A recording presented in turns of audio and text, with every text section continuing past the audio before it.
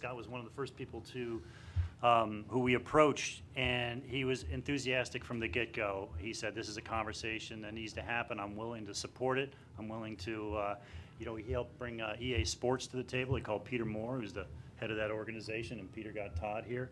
And it's great. It's just it's such a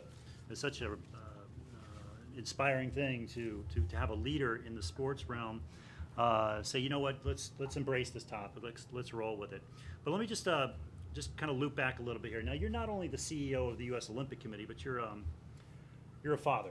So, Scott, what is your assessment of youth sports today? Well, I think I'm one of the lucky ones. I'm in an overserved community, and my kids are very, very active. I think overall at the elite level, youth sports is doing very, very well. If you look at all the competitions that are being held and the like. But I will tell you, I was absolutely shocked by the numbers today, and two of them in particular. One is that between 2008 and 2011, the number of completely inactive kids has doubled, and then the other was Daryl's comment about what's happening in that 2 to 5 year old range. I think we have a national disaster on our hands here that's going to, over time, affect the U.S. Olympic team. So I think this is a real issue. We certainly want to collaborate with everybody around this table to try to address it. I think we've got some great suggestions, but my anecdotal evidence is all good. But I'm one of the fortunate ones in the communities that have assets. Mm-hmm. So what will it take, from your perspective, to get and keep more kids active into the teenage years? I think we started putting a list up on the board. I think some type of concerted political activity related to getting PE back in schools, related to getting some government programs. You look at the fact that Australia, which has 21 million people approximately, their government just committed to spend $1.2 billion on sport over the next 4 years. And I'm not necessarily a proponent that our government get in that business, but if you look at what the total USOC budget is, it's about $160 million. So if you look at that on a per capita basis, the national organization responsible for sport, they're outspending us about 30 to 1. So I think we need to take this issue seriously as a country, but we also need to work together from a grassroots standpoint because, at the end of the day, I think, Tom, you said it last night, realistically, we're not going to see a lot of government funding for this, but I think we can address it on the policy level. Mm-hmm. What can the USOC do to move the chains on this issue? Well, we're traditionally focused on elite competition and on sustained competitive excellence at the Olympic Games. So when our mission was redone in 2003, that was our focus. With that said, we're also about inspiring people to be their best and inspiring people to compete and be active. So, we have a program that we call the Community Olympic Development Program. We're in 7 or 8 communities now. I think we've, just last year alone, I think 550 coaches got trained through that program. We've touched over 500,000 kids. The USOC has member organizations called multi-sport organizations. So you look at the YMCA, YWCA, Boys and Girls Clubs. These are organizations that are out in the communities. And one thing that I think we as the USOC can do a better job of is looking for ways to link up all of those multi-sport organizations. Many of you may not know that we don't, as the USOC, really train the athletes. Those athletes are trained by U.S. Soccer and United States Tennis Association. So our connection is really to provide support to the NGBs as opposed to directly with the athletes and the hopefuls. So I think it's important for us to make sure as we look at how we fund the NGBs and what we expect of the NGBs, that they address this youth activity, this grassroots issue, so that the base of our pyramid doesn't disappear. So how does that funding relationship work? I mean, is it a significant amount of money that goes down to the NGBs, and do you have the ability to say, unless you make participation at the very base a priority by adjusting your policies, then you're not going to get that money? Is it as simple as I'm describing it, or no?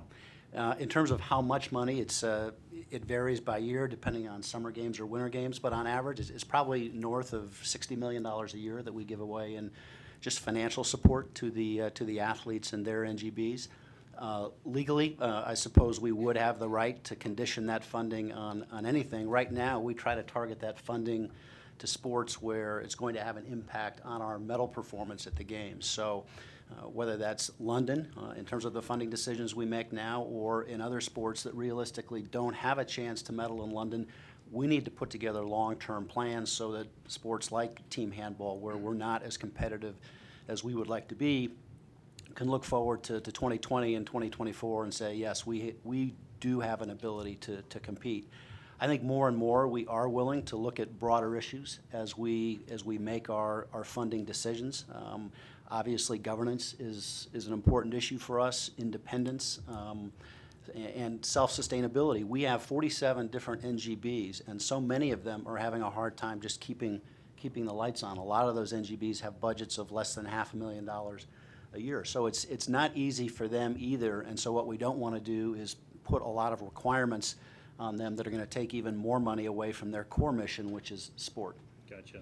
Yeah, I mean, I'm thinking, when I was trying to figure out why there's a third grade travel team in my town. So, well, who sanctions that? Well, that's sanctioned by Connecticut Junior Soccer, which is sanctioned by U.S. Youth Soccer, which is sanctioned by U.S. Soccer, which is sanctioned by the U.S. Olympic Committee. So it's 5 or 6 levels removed, I guess. I mean, does the USOC have the ability to address behavior and policies that are that far down the line?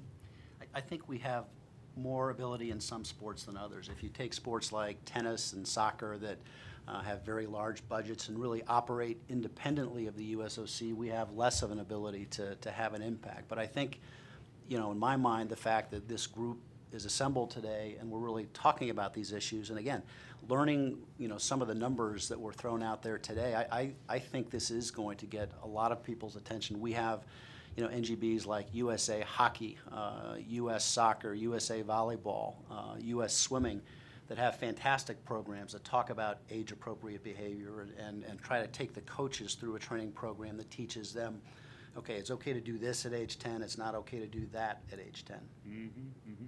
How do you personally feel about, national champ? You mentioned USA Hockey. USA Hockey is, I think, getting rid of national championships at the, I want to say the Pee-wee level this year, the 12-year-old level, which is very much running against the grain of the youth sports culture. I mean, how do you feel personally about national championships for preteen athletes and national player pools, which really ends up driving a lot of the crazy behavior out there, certainly in overserved America and even in underserved America? I mean, you've got, the AAU holds second grade national championships.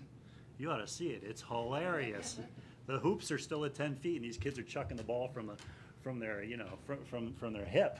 But the AAU is affiliated with USA Basketball, which is, of course, affiliated with U.S. Olympic Committee. So how do you feel generally about that type of elite national competition at a young age? Yeah, I think you have to look at the sport involved. So there are sports like tennis and golf and women's gymnastics and figure skating, where if you don't begin to compete at an early level and on an elite basis, you are never going to be competitive. So, women's gymnastics, especially, they peak at a very, very early age. So I think it is important in some sports to support competition at an early age. But I completely agree with your hypothesis that we've gone too far and that in some sports those competitions are counterproductive. So I gave you a loaded question then. You can tell what my hypothesis was. John Sawatsky, I need to go through his course again, don't I? he's monitoring everything. He's our interview trainer at ESPN, where he's supposed to ask open-ended questions and so forth. You're not supposed to detect my bias. Sorry. Yeah.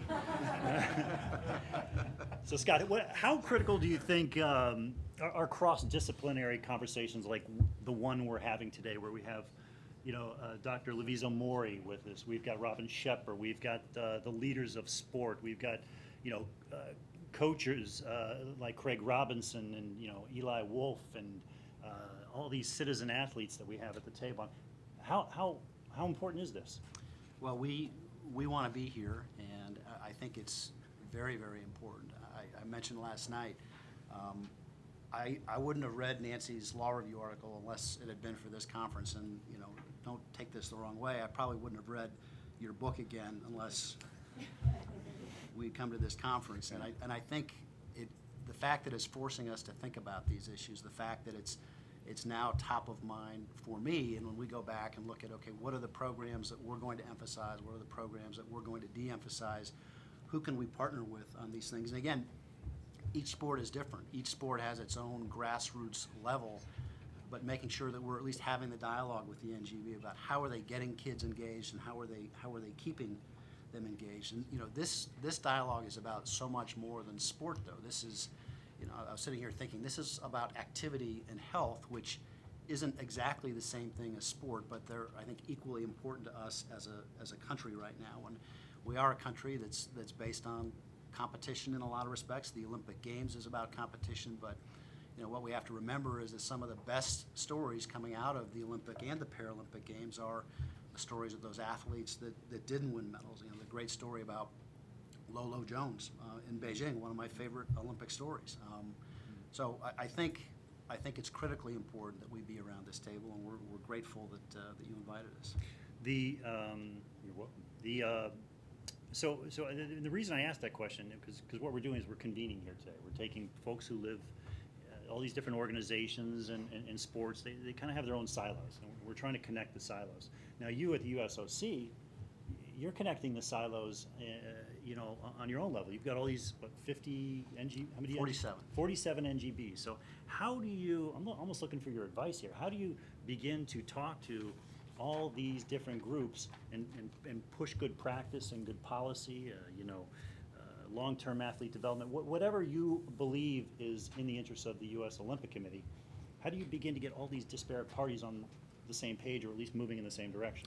Yeah, so for us, it's a little easier because we have the right to sanction and license their existence as representatives of their sport, and we also provide a lot of funding. But in my mind, everybody around this table is incredibly busy, and so I think our ability to keep this group together and engaged is going to depend upon how much we really think we're going to be in a position to make an impact. So to the extent we can talk about setting goals and objectives and having simple action plans that everybody can rally around, and I don't know what the likelihood of coming out of this group today or some other time with any consensus is, but to me, it's going to be, what's the value added for my investment of time in this project. It's obviously incredibly important, and so I think it's incumbent on us to make sure that we really focus on, okay, what are we going to try to achieve to address this so that everybody here feels good about their investment of time. Gotcha. So now, a few years ago, the USOC went before Congress and essentially said, look, we can't both get kids off the couch and put athletes on the podium. We're stretched too thin. The congressional mandate that was set up in 1978 kind of asked us to do both. But you are here engaging with us today. Why today? Why is the USOC here at this moment? Well, I think we realize the importance of what's happening at the youth level to what happens at the elite level. I think we also have to remember that the Olympic and Paralympic movements are about more than just sport and competition. They're about inspiration, and there's Olympism. There's a set of values, excellence, friendship, and respect, and a balanced mind, body, and spirit toward how you live your life. And the idea that we have all these kids who, on the body piece of that mind, body, spirit triumvirate aren't engaged, I think is inconsistent with our whole movement. So that's why it's important to us. Mm-hmm. Is there any evidence to suggest that there's a relationship between having a wide base of grassroots athletes and an emergence of elite athletes at the end of the pipeline?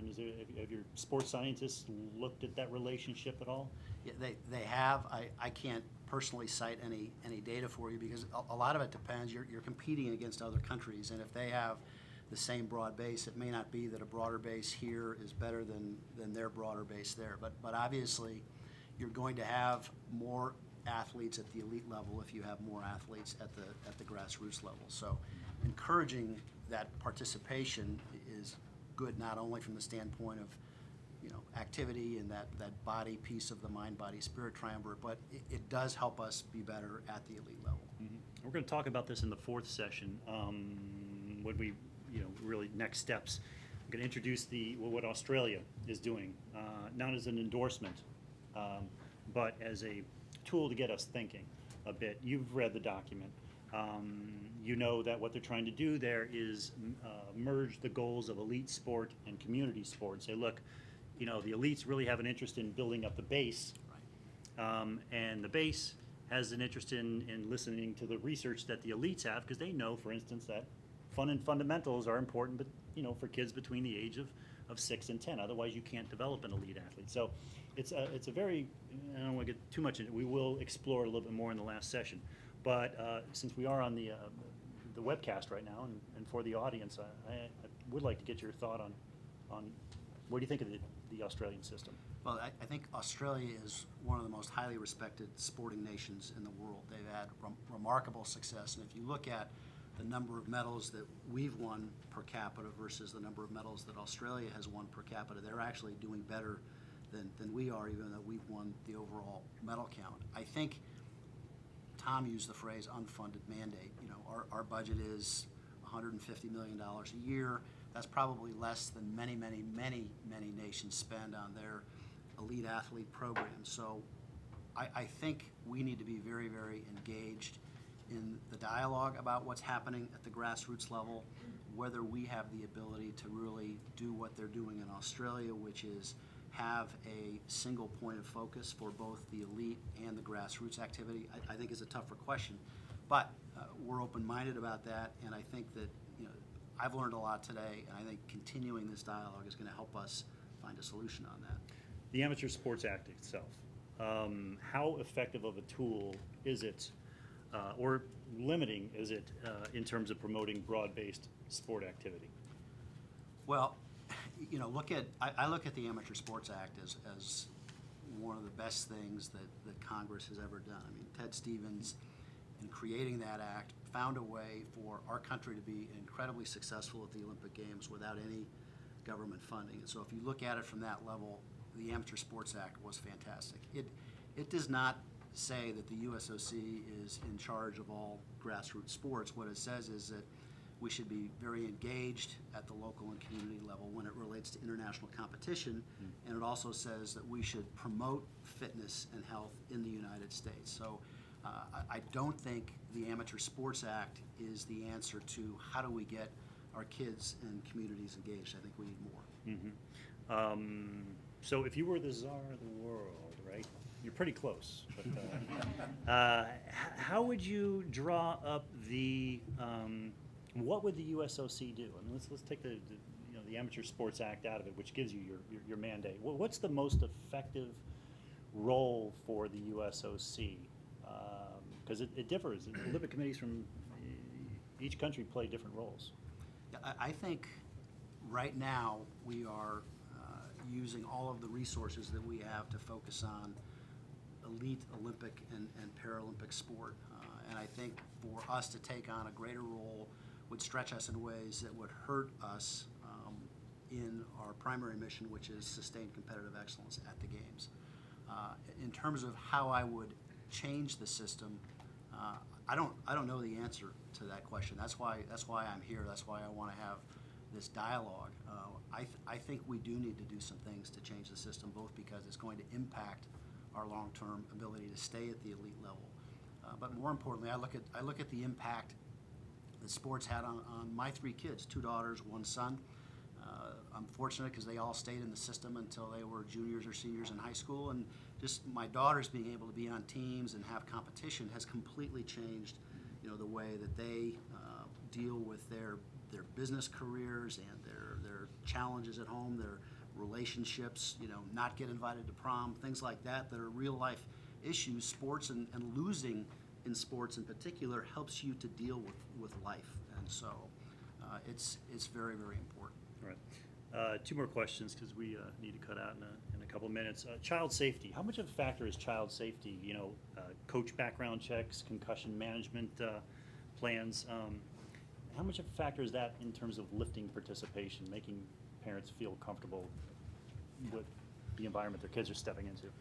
It's much more important than I wish it needed to be. But obviously, with what USA Swimming went through last year in terms of exposing, I think, some bad actions on the part of coaches. It's out there, and it's not just swimming, and it's not just sport. So we appointed a task force that Nina Kempel, four-time Olympian, led last year on safe training environments, and we just hired a woman named Malia Arrington on a full-time basis in Colorado Springs to help develop safe training environment toolkits that we can make available to the NGBs and candidly anybody else who wants them, so that these organizations can make sure that the coaches that are coaching their kids have had this training, and so that the organizations themselves know, okay, here's best practices in terms of background checks, here's the things to look for, here's the resources that you need to provide to your coaches and your athletes and parents so that they know when there is a problem.